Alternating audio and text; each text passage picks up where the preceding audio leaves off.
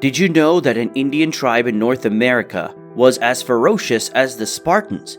Yes, the Comanches were one of the most powerful and feared tribes in North America. But how did they become so powerful? What made them different from other tribes? And how did they manage to build a vast empire on the plains?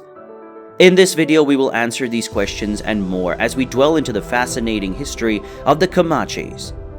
History of the Comanches. The Comanche language is related to the Uto-Aztecan family of languages. Comanche, a North American Indian tribe whose territory included the southern Great Plains in the 18th and 19th centuries. Comanche is the Ute term that means anyone who wants to fight me all the time. Life of Comanches.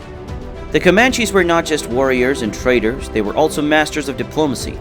They formed alliances with other tribes such as the Kiowa and even the French and the English. They were able to play one side against the other, gaining advantages and leverage in their dealings.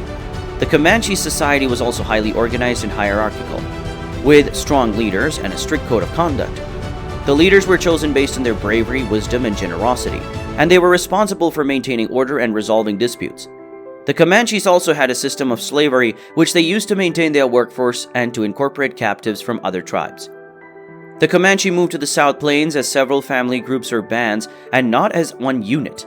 They moved south in stages, attacking and displacing various tribes, most notably the Comanche, whom they drove off the southern plains. By the early 1800s, the Comanche had grown extremely powerful, with a population ranging from 7,000 to 30,000 individuals. How did the Comanche become so powerful? The Comanches were similar to the Spartans. The introduction of horses revolutionized the Comanches' way of life, giving them the mobility and speed they needed to hunt buffalo and raid other tribes. They quickly became expert horsemen, able to ride bareback and shoot arrows accurately while riding at full gallop. This made them virtually unstoppable on the battlefield, and they quickly expanded their territory, taking over vast areas of the Great Plains. They were largely a hunter-gatherer nomadic civilization at first, but with horses, they grew bolder and more aggressive, and they were quickly regarded as the greatest buffalo hunters on the plains. Breeding, stealing, and trading horses to other Plains Indians rapidly became a big part of their society, helping them to become more prolific buffalo hunters. Buffalo products such as robes, teepee covers, sinew thread, water containers made from the animal guts, and a variety of other commodities were vital to the Comanche economy. The Comanches were among the first tribes to get horses from the Spanish, and they were also among the first to breed them. They also waged fights on horseback, a talent not shared by other Indian tribes. This form of nomadic horseback life that became distinctive of Plains tribes in the 18th and 19th centuries was established by highly competent Comanche riders. The armed and mounted Comanche had become a powerful force in Texas by the mid-18th century. Spanish rulers, without the capacity to destroy them militarily, opted to pursue peace with the Comanche. Warfare was an important aspect of Comanche society, with disputes frequently including clashes with Apache and other tribe groupings. They began stealing livestock from Texas settlers and resold them in New Mexico in the 1800s. During this time, they fought against the Mexicans, white settlers, and many other Plains tribes.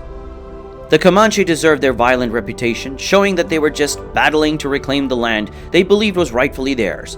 Continuing to defend their country, the fierce Comanche assaulted the many newcomers. The brave Comanche maintained their independence and even expanded their area until new illnesses like smallpox and cholera took their toll. By the 1870s, their population had been reduced to around 7,000 persons due to these ailments.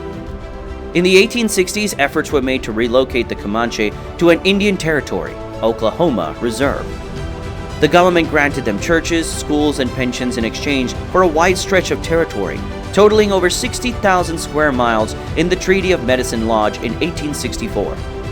They also pledged to stop the buffalo hunters who were decimating the Great Plains herds in exchange for the Comanche, Apache, Kiowa, Cheyenne, and Arapaho relocating.